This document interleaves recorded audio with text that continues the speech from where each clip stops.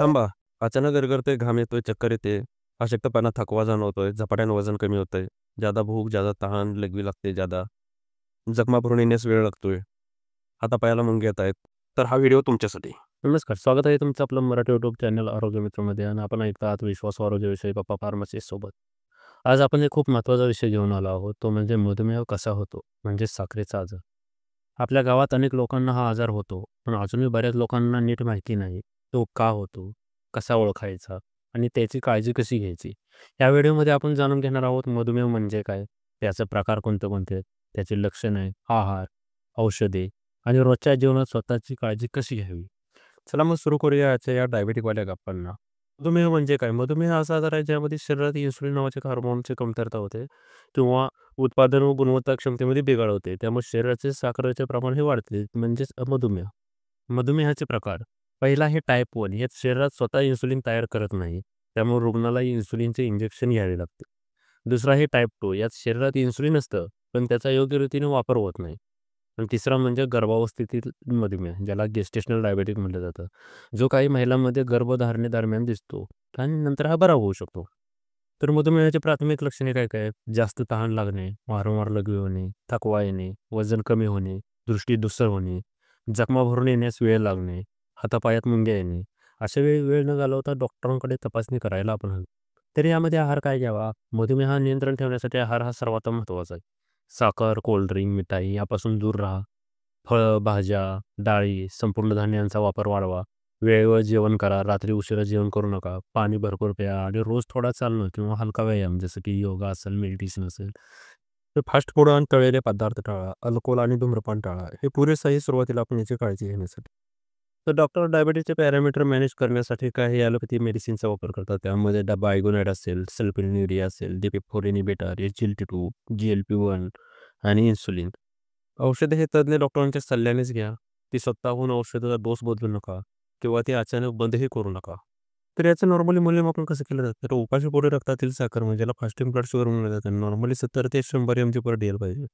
ती जर 100 ते 125 असेल तर ती थोडी वाढलेली म्हणजे ज्याला प्री डायबिटिक म्हटलं जातं. ज्यामध्ये योगा, आहार, व्यायाम यांचा समतोल राखून ती नॉर्मल केली जाते. आणि 126च्या अबाव जर असेल, 126च्या अबाव तर असेल, तर ती मधुमेह म्हणून संबोधली जाते. तसंच जेवणानंतरच्या 2 तासाला म्हणजे ज्याला post meal, post blood glucose म्हटलं जातं. त्याचं नॉर्मल रेंज आहे 140 पेक्षा कमी असावी. थोडी वाढलेली जिथं 140 टू 199 आहे त्याला प्री डायबिटिक म्हटलं जातं आणि 200च्या जर अभाव असेल तर त्याला मधुमेह म्हटलं जातं. त्याचबरोबर ती तिसरी चाचणी आहे ती HbA1c जी 3 महिन्यांची सरासरी साखरेची तपासणी केली जाते. सामान्यतः 5.6 पेक्षा कमी असावी. 5.7 टू 6.4 असेल तर ते प्री डायबिटिक म्हटलं जातं आणि 6.5च्या पेक्षा जास्त असेल तर ते पूर्णतः डायबिटिक म्हणून संबोधलं जातं.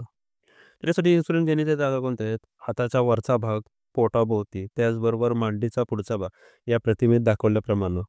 जर मधुमेहाचं योग्य काळात योग्य नियंत्रण नाही झालं तर याचे परिणाम काय काय होऊ शकतात? दृष्टी कमी होणं, पायातील संवेदना कमी होणं, ज्याला न्यूरोपॅथी म्हटलं जातं. त्यामुळे जखमा भरून लवकर न भरून येणे, किडनीवर परिणाम होतात. कालांतराने ती किडनी निकामी होऊ शकते.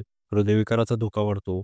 त्याचबरोबर पाय सुजणे, थकवा, वजन कमी होणे, जास्त भूक लागणे, त्यामुळं ओबेसिटी वाढू शकते, ओव्हरवेट, वजन वाढू शकतं. तर याची काळजी आपण कशी घेऊ शकतो? दररोज व्यायाम करा, रक्तातील साखरेची तपासणी वरचेवर ती करत राहा. तज्ञ डॉक्टरांकडून औषधे घ्या. डॉक्टरांच्या सल्ल्याशिवाय औषधे बदलू नका किंवा ती बंदही करू नका. ताणतणाव कमी ठेवा. पुरेशी झोप घ्या.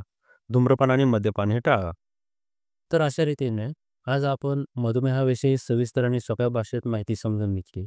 आता तुम्ही एक एक लक्षात ठेवा, मधुमेह आजार भीतीचा नाही. मुळात हा आजारच नाही. कारण शुगर प्रत्येकाच्या शरीरात असते. फरक एवढा असतो की इन्सुलिनच्या कमी जास्त फरकामुळे साखरेचे प्रमाण कमी जास्त होते. साखर जर कमी झाली तर हायपोग्लायसिमिया म्हणून ओळखलं जातं. आणि जर जास्त असेल तर हायपरग्लायसेमिया म्हणून ओळखलं जातं. हायपोग्लायसेमियामध्ये जास्त उपाशी राहणं, औषधाचं प्रमाण जास्त गेलं, इन्सुलिनची मात्रा जास्त होणं आणि यामध्ये घाम जास्त होतो. त्याचबरोबर हातपाय थरथरतात, चक्कर येणे हे होऊ शकते. यावेळेस आपण काय करू शकतो? साखर किंवा साखरयुक्त कुठला पदार्थ असेल किंवा ग्लुकोज असेल, चहा असेल हे द्यावं आणि तज्ञांचा सल्ला घेऊ शकतो. पण पण काळजी न घेतल्यास तो धोकादायक ठरू शकतं. यासाठी काय करू शकतो आपण? योग्य आहार घ्या, वेळेवर औषध घ्या, व्यायाम करा, ध्यान, योगा त्याचबरोबर Instagramच्या रील्स बघून उपचार करण्यापेक्षा तज्ज्ञांचा सल्ला घेतलेलं कधीही चांगलं. आपण स्वतःचं आरोग्य जपलं तर आपलं कुटुंब आणि आयुष्य दोन्ही सुखी राहील. अशीच उपयुक्त नवनवीन आरोग्यविषयक माहिती आपणास मिळण्यासाठी आरोग्य मित्र या चॅनलला सबस्क्राईब करा आणि व्हिडिओ आवडला असेल तर लाईक करा. आपणास काही शंका असतील किंवा कोणता नवीन विषय हवा असेल तर कमेंट करा. त्यावर आपण एक नवीन माहितीपूर्ण व्हिडिओ तयार करू. तर पुन्हा भेटू एक पुढच्या आपल्या नवीन टॉपिकमध्ये, ज्याचं नाव आहे किडनीचे आरोग्य या विषयावर. तोपर्यंत स्वतःची काळजी घ्या आणि निरोगी राहा. आपलाच आरोग्य मित्र. धन्यवाद.